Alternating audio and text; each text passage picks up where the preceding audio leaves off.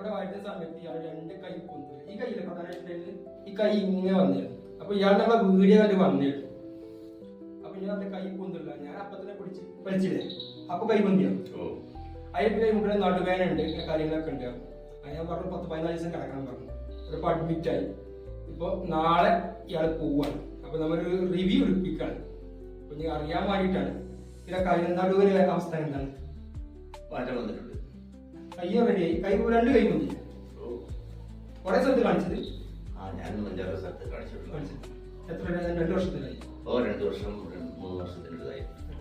വീണ്ടൊന്നുമില്ലല്ലോ. വീണ്ടും പിടിക്കുന്നില്ല. ഇഷ്ടം പോലെ മരകയറ്റം തലയിൽ വെച്ച് ചുമടെടുത്തിട്ട് ശൈലം എന്താ വെച്ചാൽ ശൈലം നോക്കില്ല. ടിപ്പർ മാറി കൊണ്ടാണ്. ടിപ്പർ നമ്മളെ ബാക്കിലെടുക്കും വേണ്ടി ഓടി. നമ്മുടെ ശൈലം പറ്റുന്ന നാശമായി. എന്താ സംഭവിച്ചു? ഇപ്പൊ റെഡി. ഇനിയിപ്പോ എന്താ വെച്ചാല് നമ്മൾ പറയുന്ന മാറി കടക്കുക. അപ്പൊ ഈ പറ്റത്തിൽ നിൽക്കുക.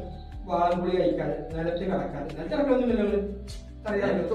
പണ്ട് കിടക്കുക സന്തോഷത്തെ